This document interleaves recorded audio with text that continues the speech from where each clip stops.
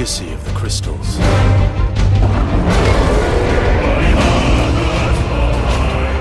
has shaped our history.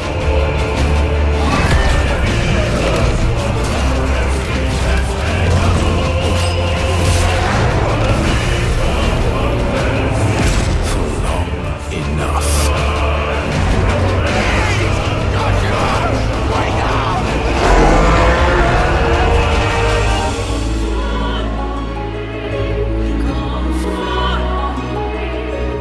I'll kill you.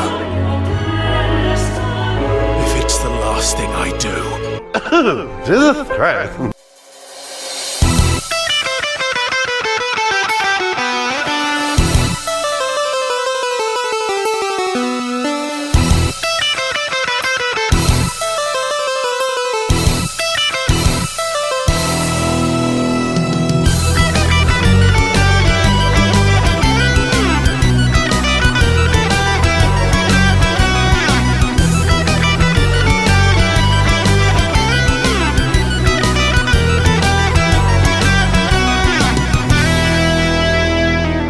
Welcome back to a mini prototype episode. This is something that I wasn't sure if we were going to make into an individual review for one of our review podcasts, or would it be something large enough to do a full-on topic show where I bring in the other guys for the prototype.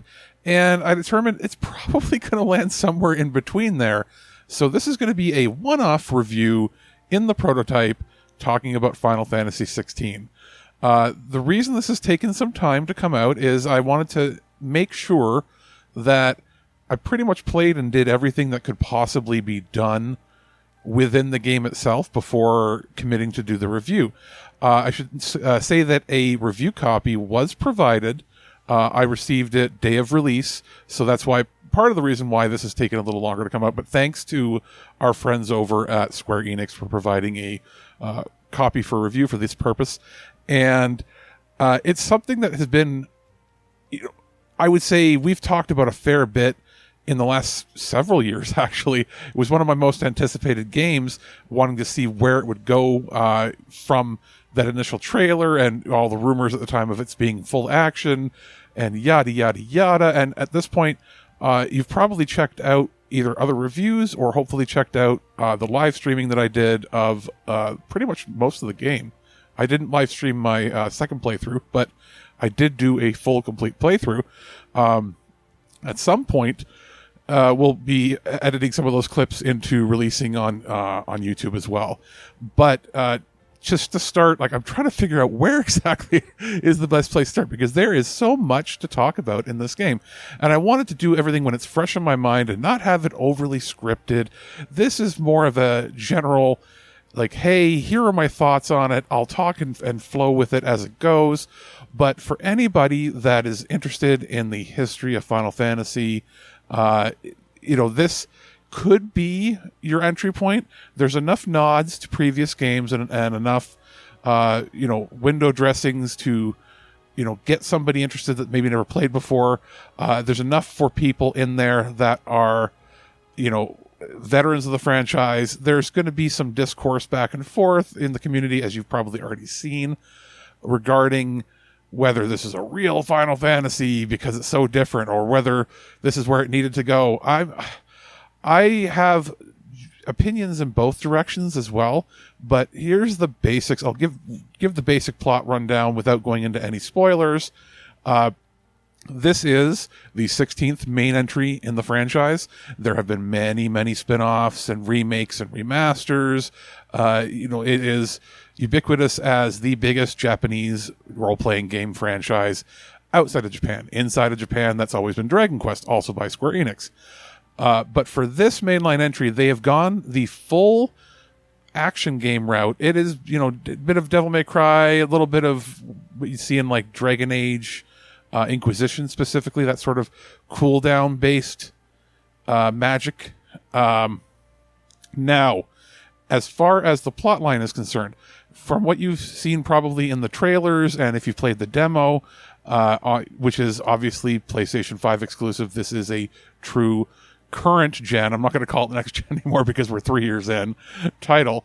And the basic plot is you play as Clive Rossfield, who is the first shield to your younger brother, who is the embodiment of the Phoenix. And the Phoenix is one of several icons that are essentially in the past games known as summons or other type called monsters, that sort of thing, spirits, etc., etc. And you go on a fateful mission when you're fairly young, where you believe and see your family members are all betrayed. Everything burns up in a fire when a second fire icon shows up, and you are then left into the conquering empire's army to be basically cannon fodder at the front of the line for all their dirty assassination missions. And you jump forward. It is then 13 years later. You're in your mid to late 20s.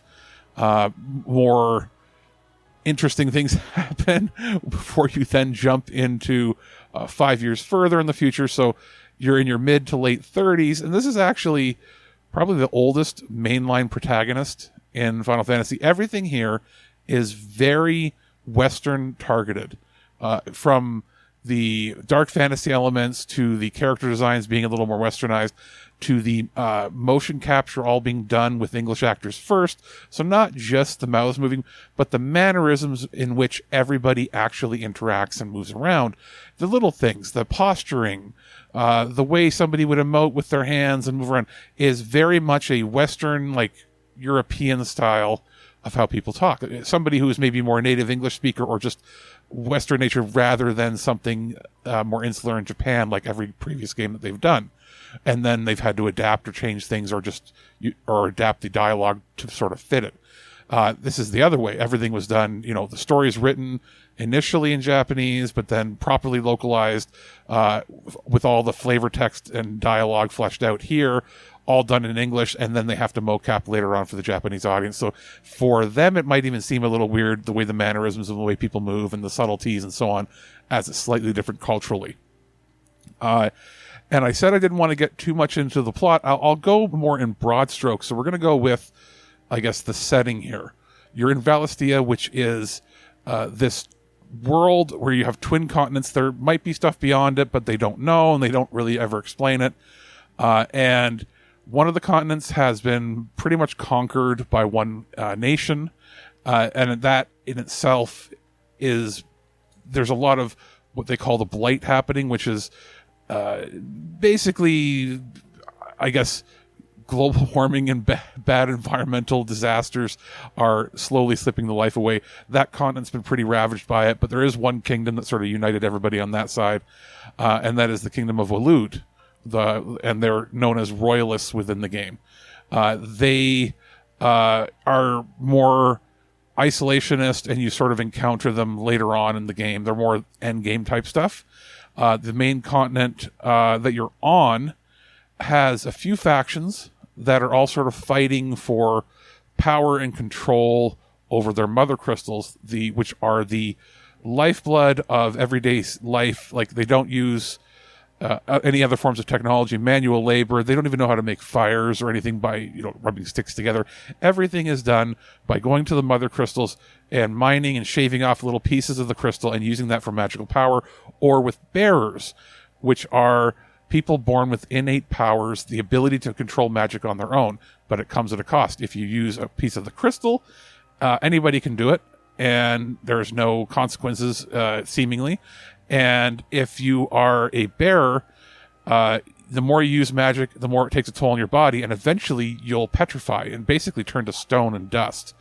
And there is a massive, massive skew towards of the game being about slavery. There's been some controversy here, you see online, and we'll get it out of the way here. There's been a lot of complaints saying things like, hey, the game is not diverse enough. There's why are there no people of color, and so on and so forth. And I'm not downplaying any of it at all. The arguments that Square Enix made were, quite frankly, not great. the idea was, oh, traditionally, blah, blah, blah, blah, there hasn't been. No, if they actually looked at history, there was a lot of people of color, of influence and power in Europe and the Middle East and so on and so forth. Getting that out of the way, I sort of get what they were trying to do. They clearly wanted to have slavery in it, but not have it be viewed upon as slavery based on a particular race. Maybe they didn't. I have a feeling they didn't want you to go, oh, it's somebody different than white, so they're automatically a slave in this. They wanted to show that it was more of a class-based slavery, right? Like it's like the lower class people and people that, you know, have the ability to use magic are in this. So if you're a bearer, you're born with magical powers. When they find out you have magical powers, you are then no longer a citizen, essentially. You become a slave sold into the state, and your magic is used until, and you're worked to the bone. You maybe don't even eat for days at a time. You're used up until you're gone. You're basically nothing. You're worth nothing. They don't, even though they're the ones with the power, they don't respect you. You're horrible. Everybody's treated horrible. That's a bearer. And at some point in the game, after the prologue, you are, you know, branded a bearer because you have the ability to use magic innately, but your magic doesn't come from being born with it. You were blessed by the Phoenix to become its champion or become its shield. And so you have the ability there, and you don't actually get damaged by using magic. You're sort of unique in that sense, and that doesn't really come up until way later, but it's noticeable to the player playing. So we'll say this, I'll explain that there is diversity in the game. It's not just, hey, everybody speaks with a British accent and is super white. That's not the case here. What you have is each country or each kingdom or empire and so on is based on somewhat real world, or there's some elements of the real world sort of blended into it, so you can sort of make associations. You would say that Rosaria, which is where Clive comes from, his family line, yes, they speak with a British accent. They're British, but almost with like a Northern Scottish influence. Like they're not British, if that makes any sense. Even though they have that accent, you get the feeling that they're more like part of the UK, but not England itself. And then you have the Northern Territories, which are not shown because they've been taken by the Blight. Essentially, they're done for and dispersed. And they were sort of like Icelandic people. You then have the Iron Shore, Iron Isles, and they're sort of like a barbarian horde Germanic people that all sort of worship a different religion, sort of paganistic Germanic people. So again, yeah, white, but still there's some diversity there. And then you have the Empire, which is more like British, with a hint of architecture and culture and design of like French. And then to the south, you have the Dalmekian, what do they call it? The Republic, I think. They are like a mixture of a few different cultures, like almost like Egyptian mixed with some form of Middle Eastern country, and maybe some of the people have darker skin tones more in line, and the way they dress a little more like the Indian subcontinent. So there's some diversity in people of color there. And then on the eastern continent, the Waluders, or they call the Royalists, are very like Finnish, Scandinavian in the way that they talk, but different in that they're not like the Germanic hordes of the Iron Isles. The Iron people, they speak a completely different language. They speak what sounds to be like a Viking-German hybrid, whereas the Waluders speak English or speak the common language, but have a very Finland, Norway, Scandinavian accent and culture to what they have. And that's obviously because it's the Viking sort of thing, because Odin is their king has the icon powers of Odin. So you have that there. And then there's speech and talks at some point about there are people from continents that are on the outer lands, which you don't see. You see on a map little areas, but they're not connected. And, beyond that, who knows what's out there beyond that area? But everything sort of takes place in those two continents. So there might be, some other diversity outside of there, but that's what you get. It's not all the same people, and there are some people of color, especially as you go into the second act of the game, where you're dealing more in the desert lands. But yes, there is some lack of diversity, but it's not as clean cut dry as you'd think. They do have representation, which is interesting and surprising for Square Enix. That there is diversity of people's sexual orientation preferences. There's fairly main characters that are queer characters that are shown to not have like stereotypical what you'd figure for Japanese games, or sometimes that's the butt of a joke or anything. It's just well-rounded, well-written characters that just are queer characters. So I know that caused some controversy in that I think the game was banned in Saudi Arabia over it and some other countries. It's very tame. There are moments in the game where you think that they're going to go full nudity with both male and female characters, and they don't do it. They are very tasteful. You might get a little side boob or a button here and there, but at any time that there is sexuality on screen, it's not sexual, it's sensual, and it's done quite well and very subtle. Men, women, women, men, whatever. It's all done very tastefully without being gratuitous, and they're not like, focusing on ogling anything in particular. It's all done for the mood of sensuality, and in many cases, it's only shown really between people that are in loving or committed relationships. So it's actually very well done. I was very happy how they handled all of that. Outside of that, I would say plot-wise, any complaints that people might have is how dour the first third to half can be, and how that they try to really dig home how cruel the world is to anybody that's a bear. And I've seen some people complain saying, oh, there's like nobody likable in this. Well, the point is to sort of show like, it's not that, oh, we shouldn't save the world because, the world's not worth saving. There's hope that if we are the spark of change, that maybe we can even the playing field and force a change, force a paradigm shift in people. That yes, the world really sucks in its current form from our perspective. And then from there, we figure out what we're going to do. So I don't agree with everybody saying, oh, it gets good at, this, 30 hours in, or you have to get past this. That's not the point. The point is they are world building at that point, and the world they're showing you it's grimy. There are gross things that happen there.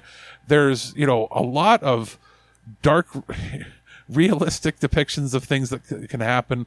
This is by far the darkest Final Fantasy in terms of tone. It's one of the darker fantasy games that I know I played of even Western games. It is also very heavily influenced by Game of Thrones. I will say this, I know that they downplayed it a little bit by saying it publicly, oh, that was an influence, but it's not a lot. There's actually a lot. There are some scenes and certain things that happen that you could almost pinpoint and go, that happened in Game of Thrones in that episode. That happened in this and this and this. The Iron Isles with the people that are different and brutal. They have their own religion. It's pretty much the same. There are elements in this that are pure lifted, at least in my opinion, that are pure lifted, and they just adapted into Final Fantasy window dressing, which as a big Game of Thrones fan, I'm fine with that. If that's not your cup of tea, this is not a light fantasy game. This is a dark, dour, very serious affair. It doesn't mean there aren't moments of comedy and moments of levity, but this is a serious story. And luckily, it's one of the best told stories in pretty much any game I've ever played. Yes, there's a lot of cutscenes. Yes, some of them can go 20 minutes. You're never, ever, feeling like it's dragging. There are moments in the middle of the game where maybe you're doing some busybody work by completing some quests or things that, would normally be very boring in other games, they are usually paced okay. Now, if you don't spread out your quests, like if you just mainline a bunch of main quests and then get stuck and have like 20 side quests to do in a row, well, that's on you. I played it in a style where I would get issued a new, mainline quest, and I go, oh, a couple of green quests have popped up, which are the side quests. I'll go do them. And I just did them right before I would do every main mission. So whenever a new one popped up, I did it. So I did it progressively the way you're supposed to do it, or the way I would assume has been intended.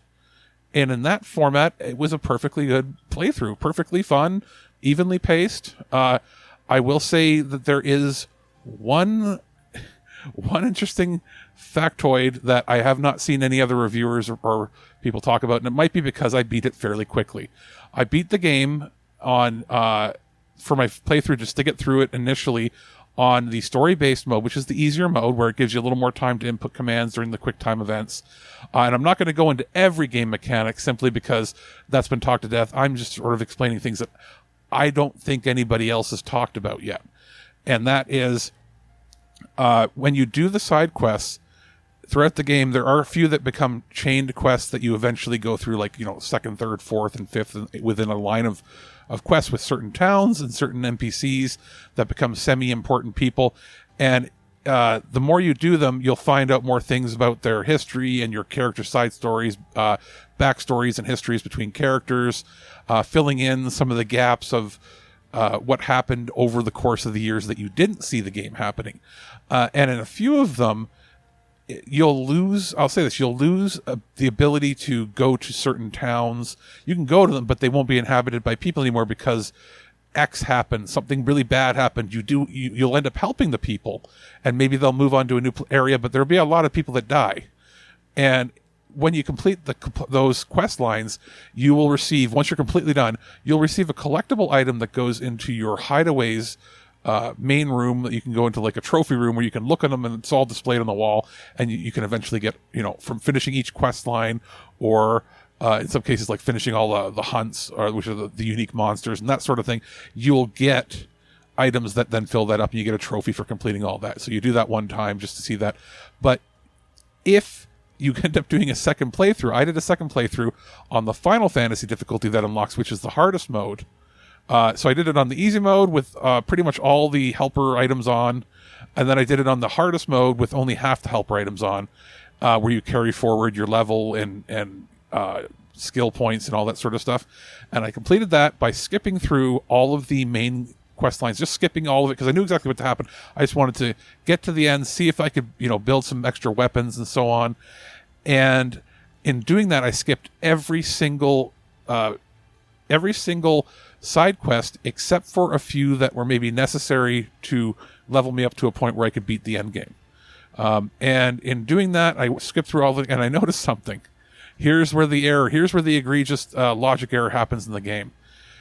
If you don't do any of those quests, the quest lines at all, of the side quests, the towns that maybe get destroyed or people that die, they don't die. Everybody is just sort of living a happy life. I mean, mainline stuff has to happen. Certain things change, but some of the areas that would normally be completely wiped clean or have horrible stuff happen that's really terrible, and when you go back, it's just overrun with enemies and monsters and that. At endgame, they're all there, just chilling. Everything's fine.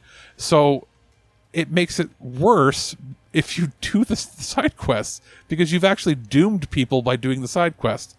And I was like, that's bad logic. And the proper logic for a game like this would be the bad things happen regardless of if you do the quests or not. At a certain point, you're locked out of doing the quests, because if you let's say you progress to a certain point, it should lock you out of doing the quest, have the horrible crap happen, and have everything die, and you don't even get to help. But if you do the quests, people live or get extra things, or they help, or whatever, or they can help you maybe at the end game. But it seems like doing side quests and not doing side quests are irrelevant, other than getting a few items or some levels. And not only that, it actually seems better if you don't do it in some cases. So there's a logic hole there. I was kind of surprised that they, didn't follow the way that Western RPGs are done. Everything is very well thought out on a map. If you've got something from like a BioWare or like a Bethesda or even some other companies, that's the model you follow, so that it encourages you to do the side quests, because if you don't, you're locked out of content. Well, doesn't happen here. Anyway, outside of that, that's one of my only real gripes with it. Storyline wise, it has, without spoiling anything, one of the best antagonists, main villains for Final Fantasy ever, top 3. Some people will argue that Sephiroth is always at the top. Some people say that they don't like him. I do like Sephiroth. I like the whole, mystique surrounding him. Other people will say maybe put Kuja in there instead, or one of the other villains. It's maybe more fleshed out. But to me, this particular villain is so creepy and so perfectly cast, and just how it's presented. It's right up there. Not quite as good as Kefka. Kefka is still the king, but it's right up there. It's top 3 for sure. And then all the other villains are great too. They're maybe hampered a little bit by having the regular citizens be so cruel and mean to you at the beginning of the game, because I will say this, and it's only a minor spoiler, is for basically half of the game you're branded with a tattoo on your face, and then for the second half of the game, or maybe 60% of the game, you have that tattoo removed, so the people start treating you better because they just think you're a regular lord, but they still treat all the bearers around them really like crap. So it maybe would have been better to have them be a little less cruel, so that it emphasized how cruel the people in power were. But that's nitpicking at this point. All of the characters are pretty much well voice acted, except for Kupka, who is Titan. I found that character was a little bit over the top. It reminded me every time of one of the characters from Hard Ticket to Hawaii, like that kind of overacting. It was just one character that I really didn't care for. I don't recall who the voice actor was. I just didn't care for that portrayal.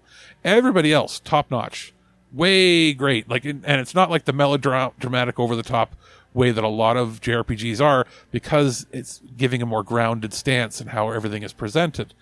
Action wise, we're getting out of story. So outside of story, I'll say this: the story is like an 8 out of 10. I would say it would be better. When I played it the first playthrough, I was like 9 out of 10. Playing it a second playthrough and thinking about it, there's elements that they could have fleshed out. There's elements here like having to read the lore. I'll say this: I didn't really use Vivian much at all. I'm trying to blank. I think that's her name. The character that does the lore of showing how the world works. It's nice that it's there, but if you're paying attention, you don't need to talk to her.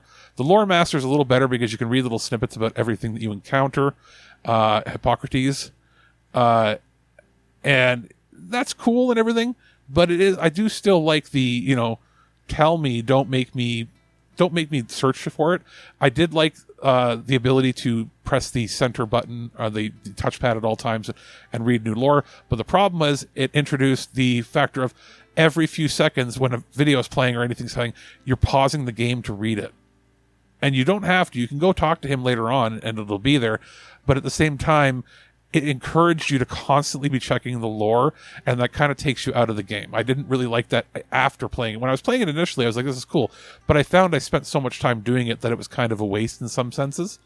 Now, beyond that, okay, we're out of story. Action. I enjoyed the battle system. It is really stinking hard if you get to Final Fantasy mode and you're not a big action RPG fan or Devil May Cry fan or somebody like that.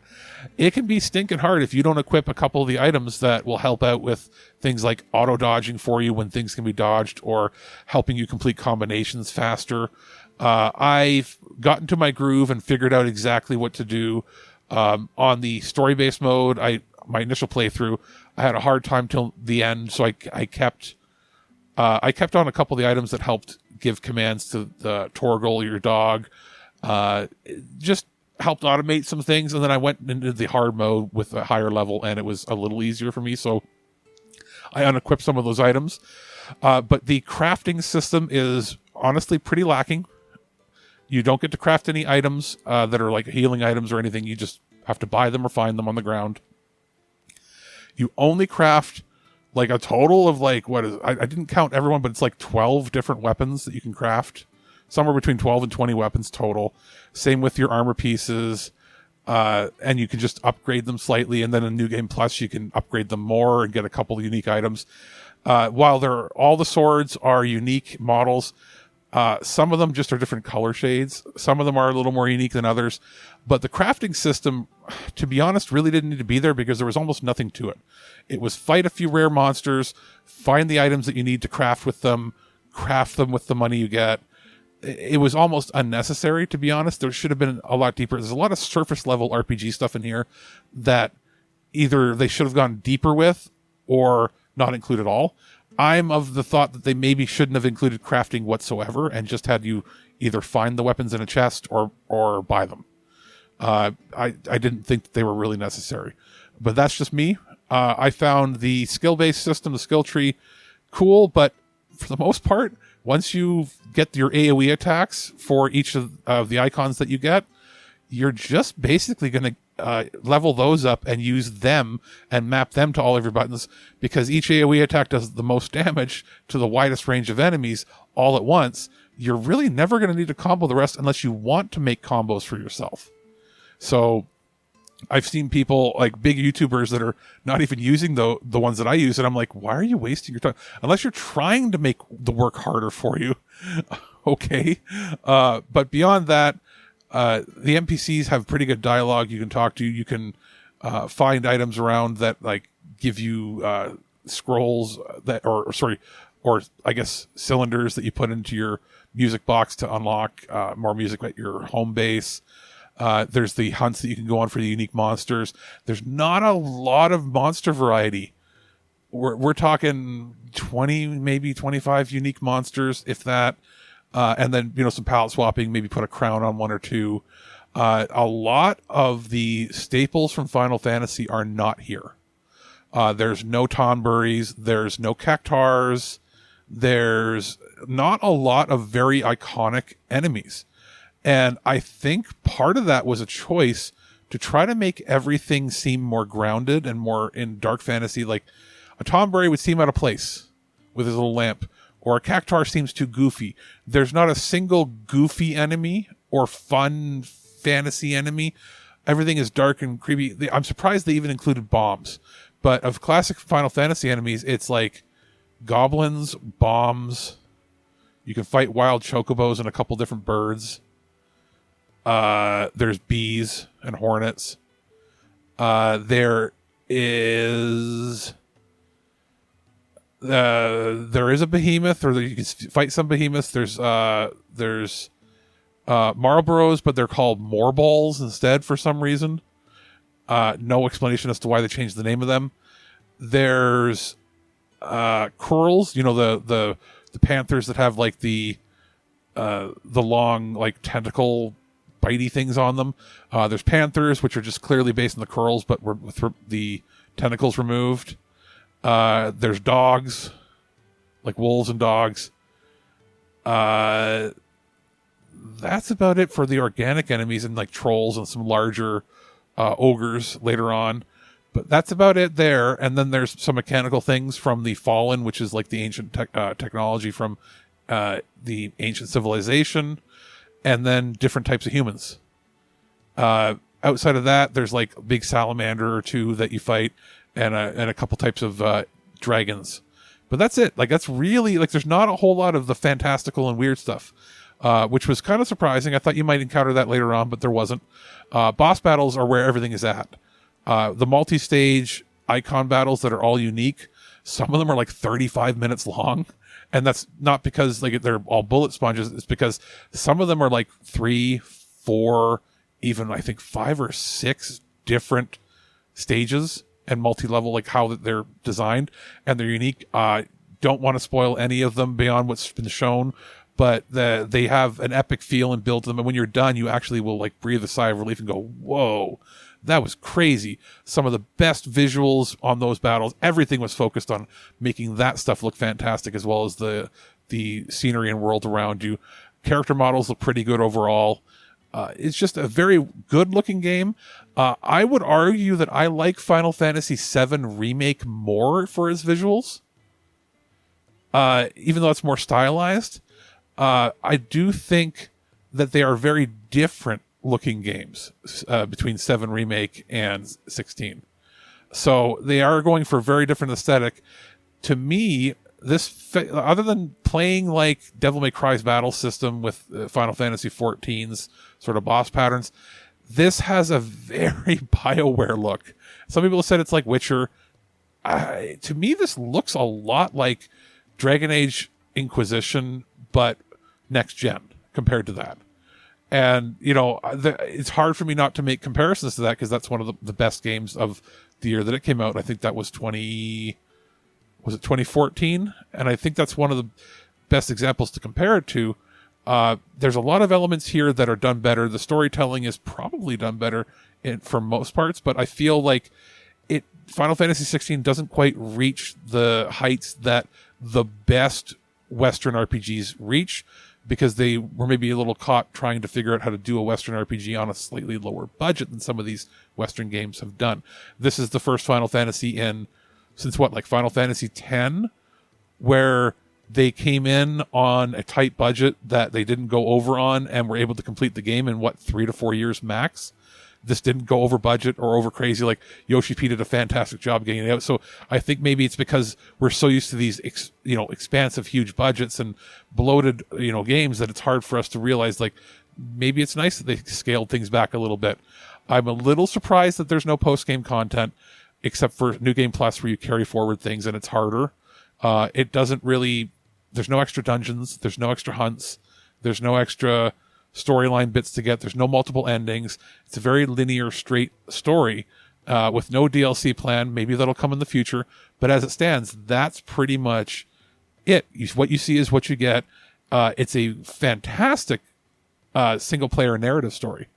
And, you don't have a lot of agency on making choices within. You might be given a preliminary or tertiary choice for something of how to react to something, but it doesn't really change the outcome of the quests. There are a bunch of quests in it, but not over too many. They are somewhat diverse. There's not a whole ton of fetch questy stuff.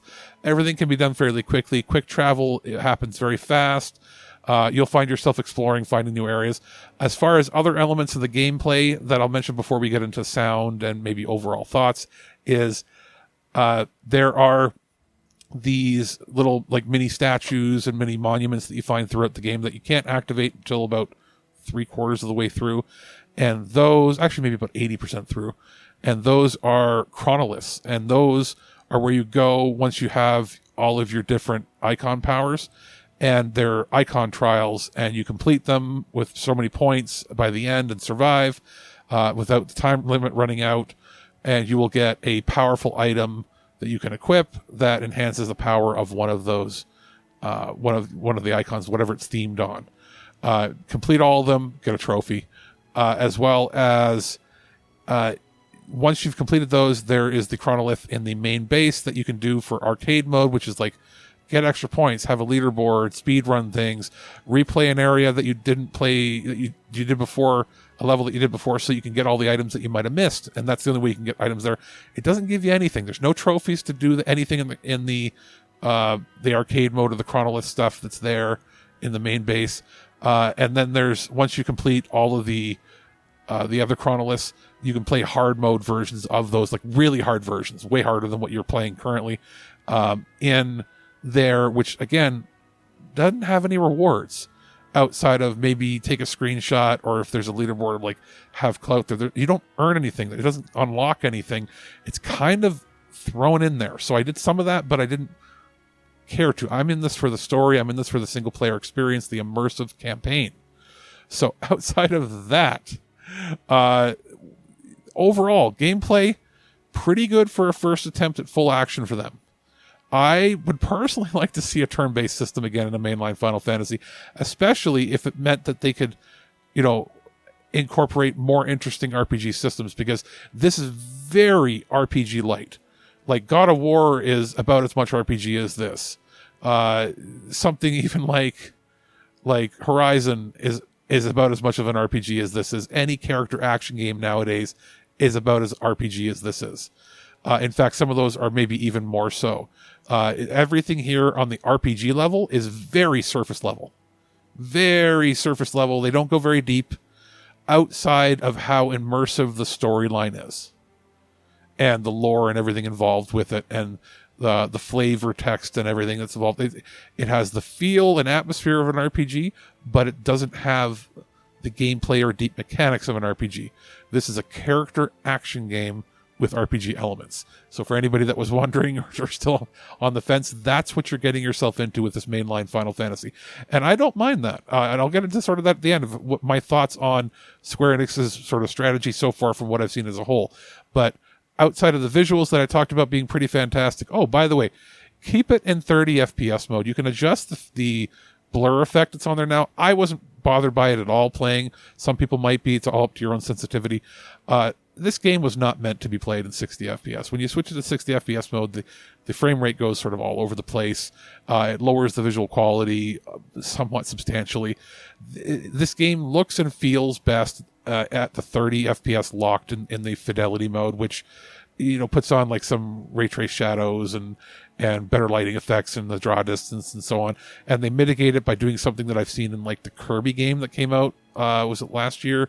And I think Pokemon and some of that have done it. Things in the far distance, they update their animations at like half the frame rate, and as you get closer, it gets up to full speed.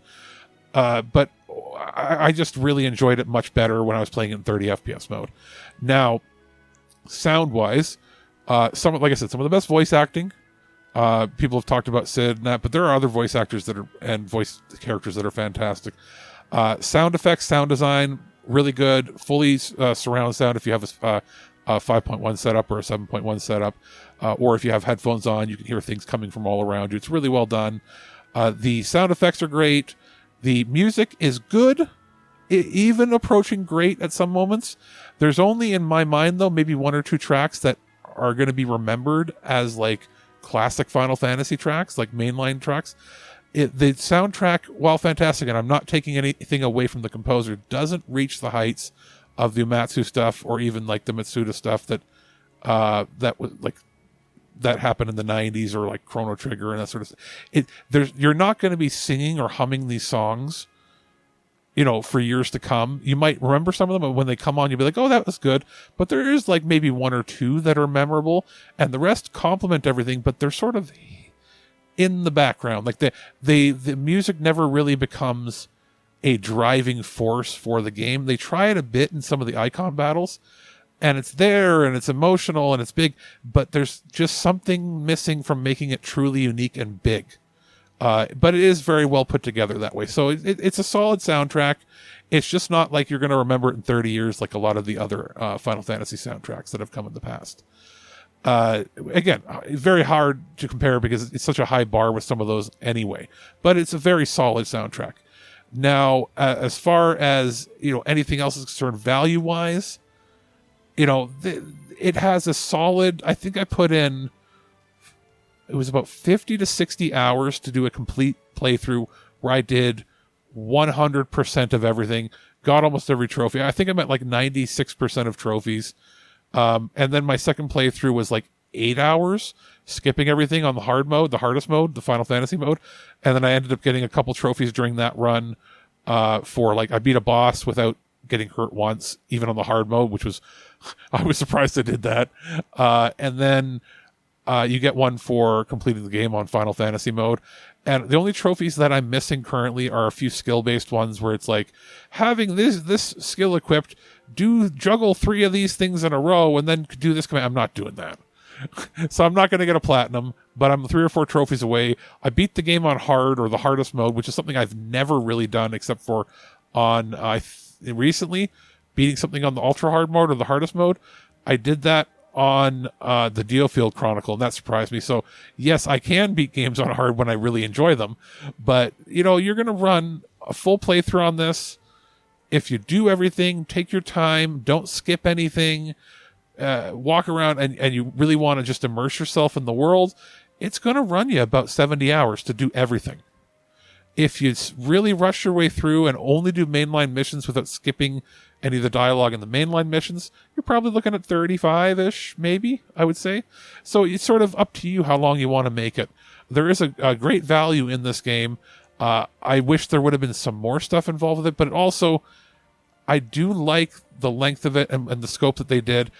There's some stuff that I'll talk maybe later on in a few months, or maybe even a month or two, with the guys once they complete more of the game, or they have a chance to play it. Anybody else of my friends or family, so we can just really get into deep spoilers of where I felt maybe they could have done more, or where I thought they were going but they didn't go, or where I'd like to see maybe an expansion or another game come down the line. You could make more in this, but if this is what Final Fantasy 16 is, complete, then nothing else comes. I'm very satisfied with how it was, even if some elements, especially the late part of the game, became very similar to the plot points and how they presented things in Final Fantasy 15. There were, not that it's the same plot, but there were elements that I was like, this is kind of like 15. Beyond that, though, it is solid. And if the strategy with Final Fantasy and Square Enix moving forward is that the mainline games are going to have this action, like pure action moving forward, then the 7 remake or the remakes of previous games might have that hybrid action that 7 has, where you can have a pause mode or a wait mode and enter your commands and hop between characters and control them. And that, if that's how they're going to do it for other remakes other than Final Fantasy 7, then I'm like, cool, we can have that hybrid mode there.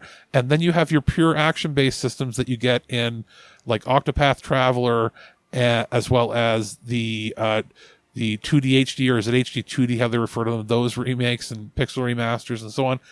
I'm happy with that. If we're going to get a variety of that, would I love to see Final Fantasy 17 maybe have a pure turn-based system? Sure. But I don't know if they're going to do that. Probably not. They've always evolved the systems as they go along.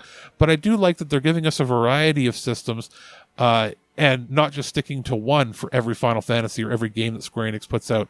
I do think it's a very solid game. It's still my contender right now for Game of the Year. It's, if I had to give it a rating, out of 10, to me, it's somewhere, I'd say it's an 8.5 out of 10. I would give it an extra point or two. It's not a perfect game, by no means. Is it a 9 or 9.5? That's going to depend on you. I took maybe a point and a half away, because there are elements that I felt were maybe either a little rushed or not as fleshed out as they could be, or I would have maybe altered some things, like I said, with the whole crafting system being superfluous and not really necessary because there's nothing really there. I would have expanded maybe a little more. I do like an overworld that I can traverse with, an airship or an overworld. And that's sort of gone from this because this is not an open world game. It's an open zone game. So there's little elements like that subjectively I would take away. But I think being objective to this, it's about an 8.5 out of 10, maybe a 9, depending on how much enjoyment you get out of this style of game. Very solid. Out of all of the games I've played this year so far, it is my game of the year. We'll see if that changes down the line, but I'm very happy with what Yoshi P put out. And I'm now looking forward to, oh my God, what is Yoshi P and his team going to do next? And in the meantime, it's like, I gotta wait how long now till we get Final Fantasy 7 Part 2? But yeah, like as it stands, this is my game of the summer, my game of the year, probably. We'll see how it does when it comes to Game Awards season, but I think we have a solid contender for RPG of the year, even if it is RPG Light, and maybe even Game of the Year.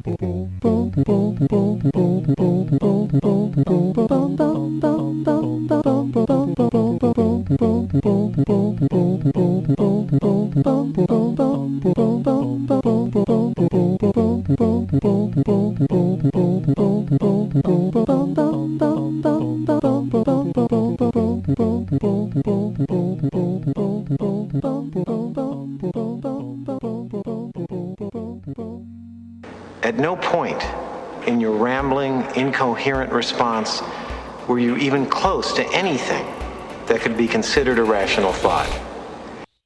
Thanks for listening to this episode of This Week in Geek. Hungry for more? Check out our website at thisweekingeek.net. You can subscribe to the podcast, browse our Twitter and Instagram, and leave your thoughts on today's topics. If you'd like to give us some feedback, send us an email at feedback@thisweekingeek.net. Tune in next time, and remember, Lower your shields and surrender your listenership. We would be honored if you would join us. Thank you for your cooperation. Good night.